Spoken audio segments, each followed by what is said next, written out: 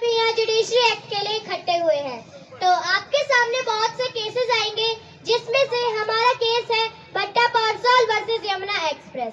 मेरा नाम प्रियांशी है और मैं रौनक। भारत की धरती सदियों से किसानों की मेहनत, संघर्ष और बलिदान की गवाह रही है। ये कहानी है उनकी जो अधिकारों की, न्याय की, विकास की दौड़ में भूमि अधिग्रहण तेजी से होने लगा।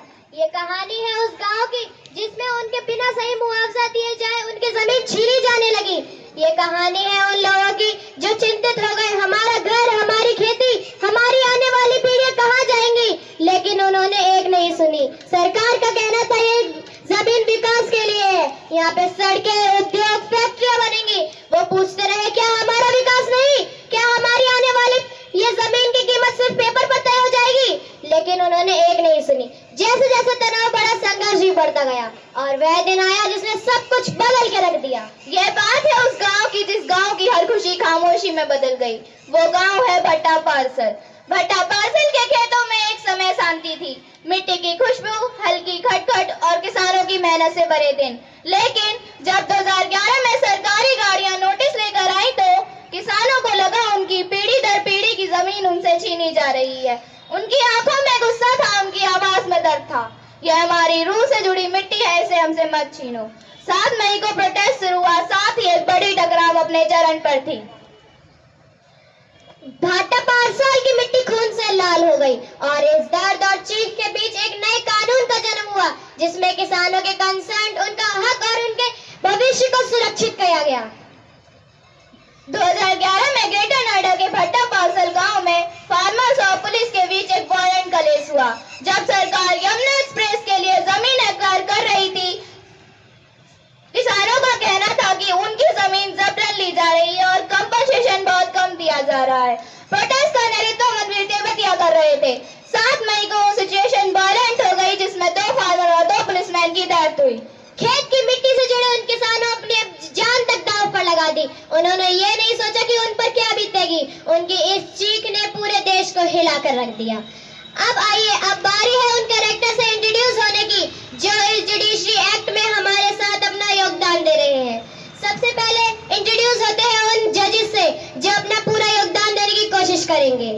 जज उमंग त्यागी, जिसका रोल निभा रहे हैं आशीष दुबे। जज राकेश त्रिपाठी, जिसका रोल निभा रहे हैं दीपक। जज मोनिका, जिसका रोल निभा रही है कनिष्का। जज शनाया, जिसका रोल निभा रही है सौम्या। अब उन एडवोकेट से इंट्रोड्यूस होते हैं। एडवोकेट ईशिता, जिसका रोल निभा रही है रिद्धि। एडवोकेट तिलक वर्मा, जिसका रोल निभा रहे हैं हिमांशु। एडवोकेट कार्तिक मेहता, जिसका रोल निभा रहे हैं अमन। एडवोकेट रवि शास्त्री, जिसका रोल निभा रहे हैं अमन। अब बढ़ते हैं अपनी पहली हेयरिंग की तरफ। देखते हैं क्या कितनी नई सच्चाई सामने आती है, कौन कितना सच्चा है और कौन कितना झूठा। क्या किसानों को उनका न्याय मिल पाएगा? चलिए देखते हैं। आज हम इस मामले की सुनवाई प्रारंभ करेंगे, जिसने पूरे प्रदेश में बड़ा विवाद खड़ा कर दिया है। भूमि अधिग्रहण, किसानों का मुआवजा, पुलिस की कार्रवाई, इन सभी पहलू पर अदालत न्याय तय करेगी। दोनों पक्ष अपने अपने ओपनिंग स्टेटमेंट रखिए। गुड मॉर्निंग माय लॉर्ड, मैं एडवोकेट इशिता। मैं आज इस अदालत के सामने भट्टा पार्सल के किसानों की ओर से प्रेजेंट कर रही हूँ और ये रहा मेरा लिखित नामा।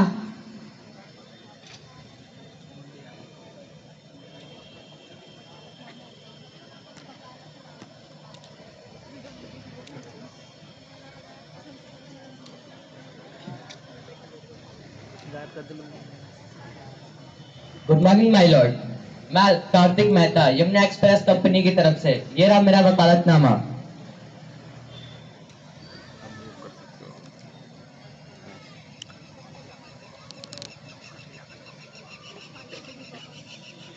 मैं एक ऐसे गवाह को पेश करूंगी जो इस खेत का मालिक नहीं, इस मिट्टी का बेटा है।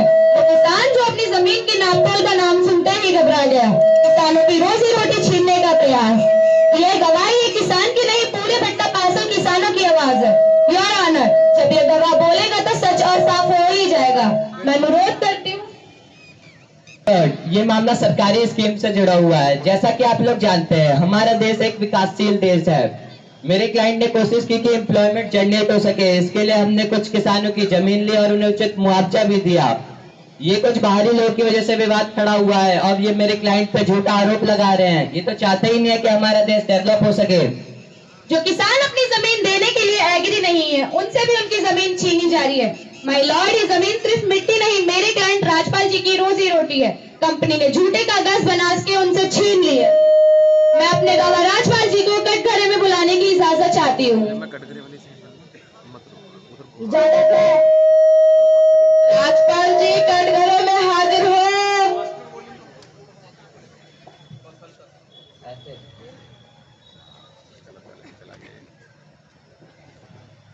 गीता पे हाथ रख के कसम खाओ, जो बोलोगे सच के सिवा कुछ नहीं बोलोगे।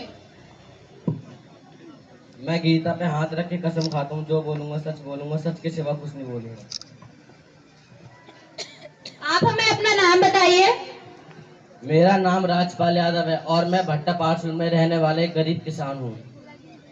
राजपाल जी, कोर्ट को यह भी बताइए कि 3 मई के दिन गांव में क्या हुआ था। उस दिन कुछ सरकारी कर्मचारी हमारी जमीन नापने आए थे, लेकिन हमें पहले से कोई भी सूचना नहीं दी गई। क्या आपके साथ कोई जबरदस्ती की गई थी? जी हाँ, जब हमने विरोध किया तो हमारे संग जोर जबरदस्ती भी की गई थी और किसी ने हमारी खेतों की मेड़ भी तोड़ दी। Point to be noted my lord, मेरे क्लाइंट राजपाल जी के साथ जबरदस्ती भी की गई है। क्या आप अपनी जमीन बेचना चाहते हैं? जी नहीं। Objection my Lord. My Lord, ये सारे एलिगेशन मेरे क्लाइंट पे जो लगाए जा रहे हैं बिल्कुल बेबुनियाद है। मैं साबित कर सकता हूँ कि राजपाल जी झूठ बोल रहे हैं। मेरे पास कुछ ऐसे डॉक्यूमेंट्स हैं जिससे मैं साबित कर सकता हूँ कि राजपाल जी झूठ बोल रहे हैं। राजपाल जी, आपने साइन किए हैं? जी हाँ। Point to be noted my lord, Rajpal ji ने खुद साइन किए हैं। लेकिन जज साहब, मुझे इंग्लिश पढ़नी या लिखनी नहीं आती। मुझे लोन के कागज बोल के इन्होंने साइन करवाए। एडवोकेट कार्तिक मेहता, अगर पिटिशनर अनपढ़ है तो कॉन्ट्रैक्ट के टर्म्स कैसे समझा? ऑफ कोर्स माय लॉर्ड, अगर अनपढ़ होने का एक्सक्यूज बन गया तो आधे से ज्यादा देश तो कॉन्ट्रैक्ट फॉलो करना ही बंद कर देगा। यह तो एक शोषण है, यह तो दिन के उजाले में लूटा जा रहा है।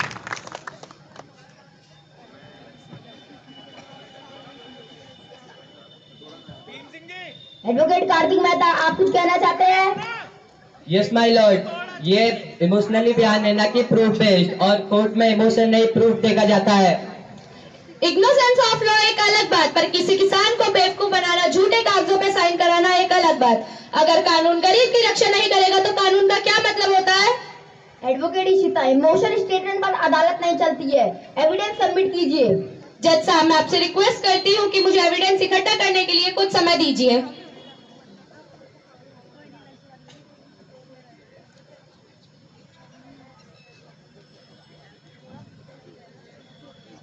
दोनों पक्षों की गवाह और बयानों को मद्देनजर रखते हुए अदालत यह फैसला लेती है कि एडवोकेट इशिता को कुछ सबूत इकट्ठा करने के लिए मोहलत दी जाती है। The court is adjourned till 7 days। मेरी खामोशी छाई थी। अब एडवोकेट इशिता को ये एहसास हो चुका था कि ये मामला सिर्फ खेत का नहीं बल्कि पूरे भट्टा पारसौल के किसानों की आवाज है। और कंपनी वाले ही पीछे कहाँ हटने वाले थे। उन्होंने अपने पावर, प्रेशर और कागजों के दम पर अगली हेयरिंग में और भी तेजी से आगे बढ़ने की कोशिश करेंगे। अब देखना यह है कि कौन आगे जंग को लेके जा पाता है। क्या एडवोकेट इशिता सच्चाई के साथ खड़े होकर इस जंग को आगे लेके जा पाएंगी या नहीं? अब देखना बस यही रह गया है कि सेकंड हेयरिंग में होता है क्या। जैसा कि आप सभी ने देखा, फर्स्ट हेयरिंग में एडवोकेट इशिता ने अपनी तरफ से गवाह को बुलाया। इससे ये तो साफ हो गया है कि वे जीतती हुई लग रही है। अब बढ़ते हैं सेकंड हेयरिंग की तरफ।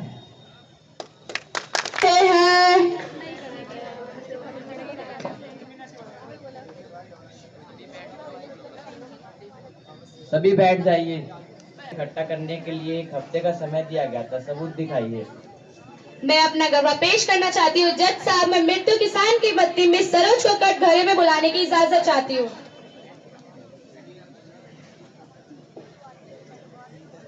इजाजत है। मिस सरोज कटघरे में हाजिर हो।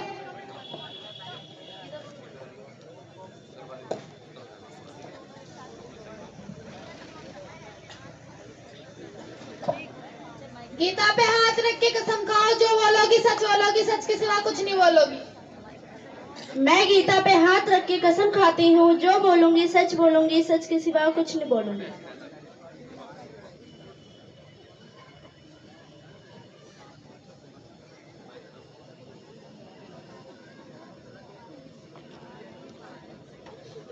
थी हम घरों में बंद थे और बच्चे डर रहे थे और एक अधिकारी कह रहे जमीन दो वरना मुआवजा रुक जाएगा। क्या आपको कोई व्यक्तिगत धमकी भी मिली थी? हाँ, एक अधिकारी कह रहा है सरकारी कामकाज में विरोध मत करो। माय लॉर्ड, क्या हम इंसान नहीं? हमारी जमीन नहीं मिलेगी। Point to be noted my lord, मेरे क्लाइंट मिस सरोज को धमकी भी मिली है। आपको इंसाफ मिलेगा, अब आप जा सकती है। Objection my Lord. Objection granted. My lord, मेरे पास कुछ ऐसे डॉक्यूमेंट है जिससे मैं साबित कर सकता। किसानों ने अपनी मर्जी से मुआवजे की रकम स्वीकार की थी। अब वो मेरे क्लाइंट पे झूठा आरोप लगा रहे हैं कि हमने उनकी किसानों की जमीन छीनी है।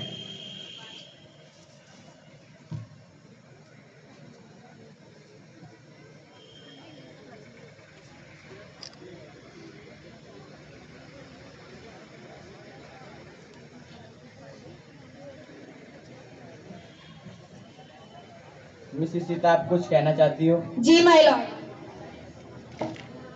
ये रही एक तो नहीं पूरी 40 पिटीशन जो किसानों ने खुद फाइल की है। पानी मंगाया क्या तुमने?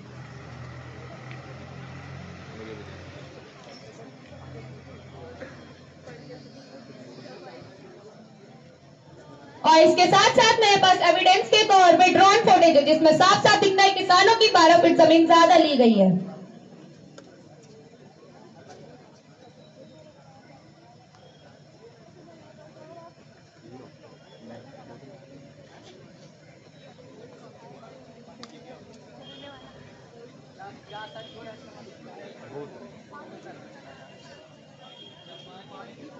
अंदर बोलना भीम भैया को जाके। नाम से ये कोई मोहल्ले का फूड पार्क नहीं है कि जैसा मन किया बढ़ा दिया। सॉरी माय लॉर्ड, मुझे इसके बारे में कोई जानकारी नहीं है। माय लॉर्ड, मैं अपने witness Yamuna express officer miss Amaya को कटघरे में बुला सकता हूँ? इजाजत है। मिस हमारा कटघरे में हाजिर हो।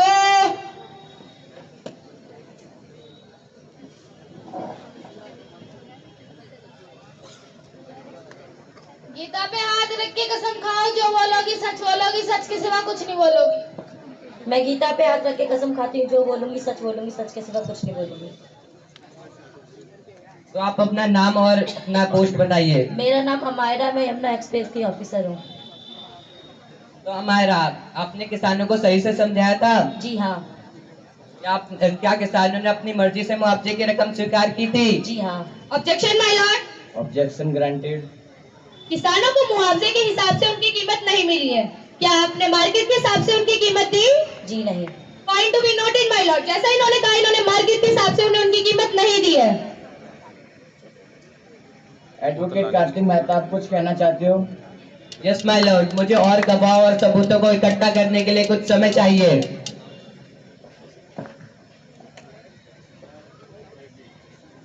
की गवाही और बयान को मद्देनजर रखते हुए अदालत इस नतीजे पहुंचती है कि पूरे सबूत न होने पर एडवोकेट कार्तिक मेहता को 1 हफ्ते का समय देती है और सबूत और गवाहों को इकट्ठा करने के लिए। Thank you my Lord. The court is adjourned. लग रही थी, पर कंपनी की सच्चाई अभी भी कहीं बीच में अटकी हुई है। आज के दलील पर दलील ने इस लैंड डिस्प्यूट की कहानी को और भी गहरा कर दिया है। सच क्या है, झूठ क्या है, यह फैसला तो अब अगले मोड़ पर ही होगा। तीसरी हियरिंग में क्या होगा? क्या नई सच्चाई सामने आएगी? क्या दोनों पक्ष अपने सबूतों से सच का तोल कर पाएंगे या फिर एक और खुलासा पूरी बाजी पलट देगा? अब फैसला सिर्फ कानून का नहीं, समय का भी होगा। तो चलिए देखते हैं अगली हियरिंग में क्या होता है। गुड मॉर्निंग माय लॉर्ड, मेरा नाम तिलक वर्मा है और मैं अपने सीनियर मिस इशिता के बदले एक केस लड़ रहा हूँ। ये रहा मेरा वकालतनामा।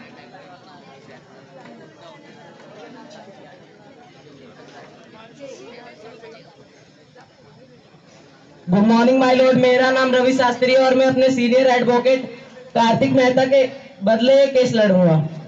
ये रहा मेरा वकालतनामा।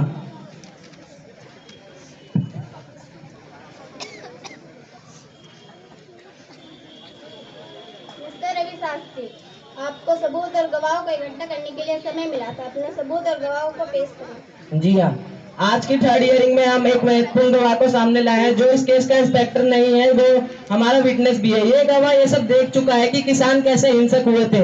माय लॉर्ड, मैं आपसे इजाजत चाहता हूँ कि मेरे विटनेस इंस्पेक्टर शिखा को कटघरे में बुलाया जाए। इजाजत है। इंस्पेक्टर शिखा कटघरे में हाजिर हो।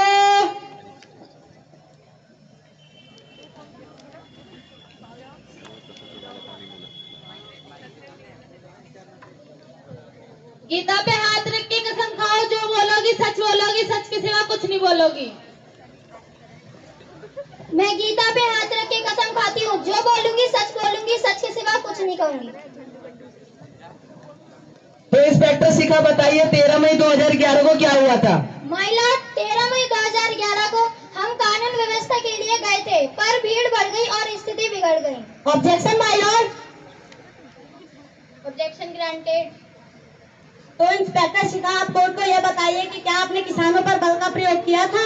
यस माय लॉर्ड, स्थिति को नियंत्रण करने के लिए हमने किसानों पर बल का प्रयोग किया था। Point to be noted my Lord, किसानों पर बल का प्रयोग किया गया और इन्होंने स्थिति को ऐसे नियंत्रण किया जिससे 2 किसानों की मौत हो गई। Objection my Lord. Objection granted. क्या वहाँ सिर्फ 2 किसानों की ही मौत हुई थी और कुछ नहीं हुआ था? इंस्पेक्टर शिखा, क्या आप कोर्ट को बता सकती है कि वहाँ सिर्फ 2 किसानों की ही मौत हुई थी? जी नहीं माय लॉर्ड, उस दौरान 2 पुलिस कर्मियों की भी मौत हुई थी। Cross examine my Lord. इजाजत है। Point to be noted my Lord, वहाँ पे 2 पुलिस कर्मियों की भी मौत हुई थी। Cross examine my Lord. इजाजत है। इंस्पेक्टर शिखा, क्या उस दिन बुजुर्ग और महिलाएं भी घायल हुए थे? हाँ माय लॉर्ड, दुर्भाग्य से कुछ महिलाएं और बुजुर्ग भी घायल हुए थे। योर ऑनर, मेरी आपसे अब यही निवेदन है कि मैं अपने विटनेस पत्रकार मोहित को कटघरे में बुलाना चाहता हूँ। इजाजत है। पत्रकार मोहित कटघरे में हाजिर हो।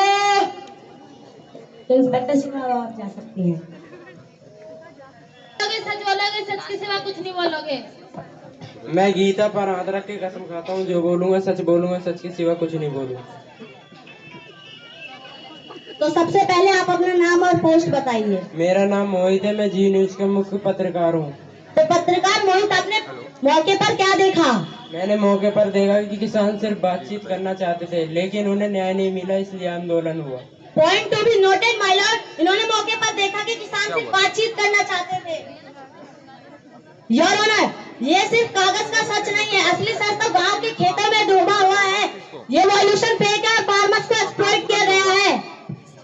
पत्रकार मोहित, अब आप जान। सर, उसका नोटिस मेरे पास भेजना, खुदाई लेके।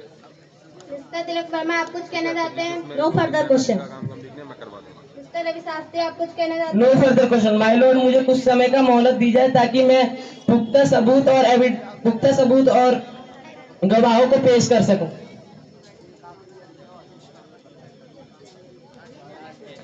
अदालत ने सबूत और गवाह को मद्देनजर रखते हुए ये इस नतीजे पर पहुंची है कि मिस्टर रवि शास्त्री को कुछ समय दिया जाएगा एविडेंस और गवाह को इकट्ठा करने के लिए। The court is adjourn.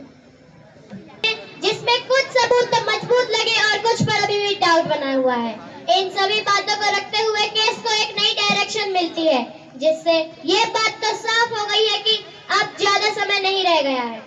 अब देखना ये होगा कि कितनी बातें नहीं रह जाएंगी, कितनी नए सच सामने आते हैं। और ये बात तो पता ही चल गई है सबको कि कितने ज्यादा गवाह आ चुके हैं और कितने एविडेंस पेश कर चुके हैं। कौन जीतता हुआ लग रहा है और कौन हारता हुआ। जैसा कि आपने देखा, अभी दोनों पक्षों ने अपने अपने गवाह और सबूत पेश किए, लेकिन अभी तो बराबर का टक्कर चल रहा है। अब आखिरी मोड़ तो नई हेयरिंग में ही आएगा। देखते हैं 4th यानी फाइनल हेयरिंग में होता है क्या। कोर्ट में शांति रखी जाए। आज हमको गवर्नमेंट और डेवलपर्स के प्रूफ वेरीफाई करने हैं और आज हम फाइनल वर्डिक्ट भी सुनाएंगे कि इसकी कार्रवाई शुरू की जाए।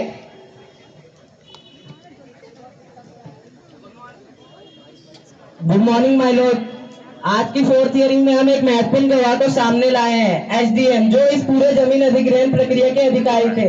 एसडीएम साहब के पास इस पूरी जमीन अधिग्रहण की पूरा रिकॉर्ड है कि सरकारी काम कैसे किए गए। तो मैं आपसे इजाजत चाहता हूं कि मेरे विटनेस एसडीएम को कटघरे में बुलाया जाए। इजाजत है। एसडीएम कटघरे हाजिर हो।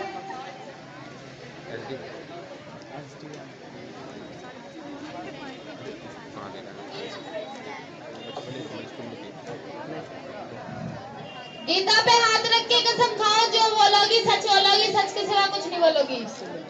मैं गीता पे हाथ रख के कसम खाती हूँ, जो बोलूंगी सच के सिवा कुछ नहीं बोलूंगी। तो एसडीएम जी, सबसे पहले आप अपना नाम और अपनी पोस्ट बताइए। मेरा नाम दिव्यांशी है, मैं भट्टा पार्सल की एसडीएम हूँ। तो आप क्या कोर्ट को बता सकते हैं कि जमीन के मामले में सरकार की क्या प्रक्रिया चल रही थी? जी हाँ, सरकार ने लैंड एक्विजिशन एक्ट के तहत फॉर्मल प्रोसेस शुरू किया था। सभी प्रभावित किसान को नोटिस जारी किया गया था और मुआवजा सर्वे लेआउट की पूरी जानकारी लिखित रूप में दी गई थी। क्या गांव में बिना सूचना के नापतोल की गई थी?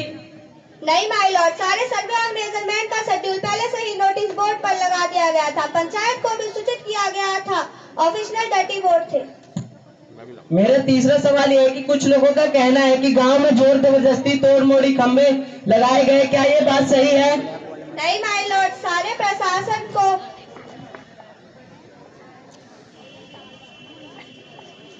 नहीं my Lord. Objection my Lord. Objection granted. Miss Divyanshi, आप कह रही है कि मुआवजा सही था, तो आप ये बताइए कि बाजार मूल्यों का सर्वे कब और किसके द्वारा और आपने कितने लोगों की सहमति ली? क्या आपने 80% किसानों की सहमति ली? नहीं माय लॉर्ड, सहमति पूरी नहीं हुई थी। Point to be noted my Lord. यही अन्याय का मूल कारण है कि बिना किसानों की सहमति लिए उनकी जमीन छीनी जा रही है। क्या यमुना एक्सप्रेस के अधिकारियों ने पंचायत से बात की थी? माय लॉर्ड, अगर अधिकारियों ने पहले पंचायत से बात की होती तो ये विवाद नहीं होता। Point to be noted my Lord. Yamuna express के अधिकारियों ने पंचायत से ठीक से बातचीत भी नहीं की। योर ऑनर, ये डॉक्यूमेंट सिर्फ कागज का सच है। ग्राउंड रियलिटी तो ये है कि फार्मर्स को उनकी जमीन का असली वैल्यू का एक छोटा हिस्सा दिया गया। ये तो अन्याय है ना? माय लॉर्ड, अब मैं भी ये समझ चुकी हूँ ये केस एक लीगल टेक्निकल नहीं है, इंसाफ की लड़ाई है। दिव्यांशी, अब आप जा सकती हैं। योर ऑनर, यमुना एक्सप्रेस की डेवलपमेंट में सिर्फ किसानों की जमीन उनसे छीनी जा रही है और भी कुछ जमीन है जो बाधाएं बन रही है। तो मैं चाहता हूँ उस जमीन के ऑनर अपनी जमीन दे ताकि यमुना एक्सप्रेस का डेवलपमेंट अच्छे से हो सके। तो मैं कुछ फोटोज दिखाना चाहता हूँ जो जमीन बाधाएं बन रही है यमुना एक्सप्रेस के डेवलपमेंट में। ये रही पहली फोटो। यही जमीन यमुना एक्सप्रेस के डेवलपमेंट में बाधा दे रही है। तो मैं चाहता हूँ कि इनका ऑनर अपनी जमीन दे ताकि यमुना एक्सप्रेस का अच्छे से विकासशील डेवलपमेंट में हो सके।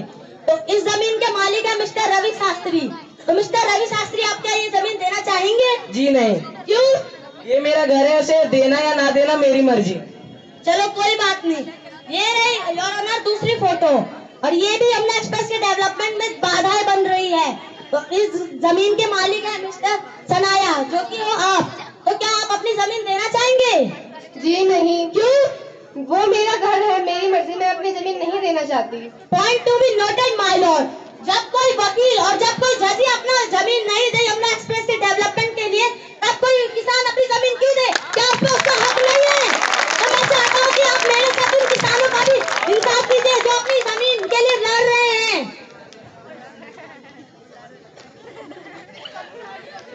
चाहते हैं। No further question. Mister Tilak Verma, क्या आप कुछ बोलना चाहते हैं? No further question. अदालत ने सभी गवाहों और सबूतों को देखा और ये फैसला करती है कि मुआवजा पर्याप्त नहीं था, किसानों की सहमति नहीं ली गई थी और बल प्रयोग भी अनुचित था। इसलिए अदालत सिफारिश करती है कि एक नया अधिनियम बनाया जाए जिसमें उचित पड़ा हुआ मुआवजा भूमि पहले कम से कम 80% किसानों की सहमति ली जाए। किसानों की सुरक्षा के लिए स्वतंत्र निगरानी तंत्र बनाए जाए और की स्वतंत्र जांच की जाए और भूमि अधिग्रहण पुनर्वास और पुनर्स्थापन में उचित पड़ा हुआ मुआवजा और पुनर्स्थापन में अधिकार अधिनियम लागू किया जाता है। The court is dismissed. Thank you your honour. आज अपने अंतिम फैसले तक पहुंच गया है। कोर्ट की गवाही की वजह थी, सच की जीत और झूठ की हार। इस केस ने सिर्फ कानून के पन्ने नहीं बल्कि इंसानियत की जमीन को भी हिला कर रख दिया है। कोर्ट के एक तरफ तिलक वर्मा ने गांव वालों को सर पूरे दम से उठाया, लेकिन दूसरी तरफ रवि शास्त्री ने भी अपनी पूरी कानूनी चाल चली। वालों की जीत है जिन्होंने अपनी जमीन को बचाने के लिए हिम्मत नहीं हारी। जहां लोग हिम्मत से लड़ते हैं वहां इंसाफ खुद कदम मिलाकर चलता है। आज तिलक वर्मा ने यह साबित कर दिया कि जब वकील सच के साथ खड़ा हो तो रवि शास्त्री जैसे बड़े से बड़े भी लॉयर कानून के सामने सिर्फ टकरे रखने वाला व्यक्ति रह जाता है। कानून सिर्फ सच को सुनता है। जब आवाज सच की हो तो फैसला खुद ब खुद इंसाफ का हो जाता है। और हाँ, ये याद रखना, सच जीता है और हमेशा जीतेगा।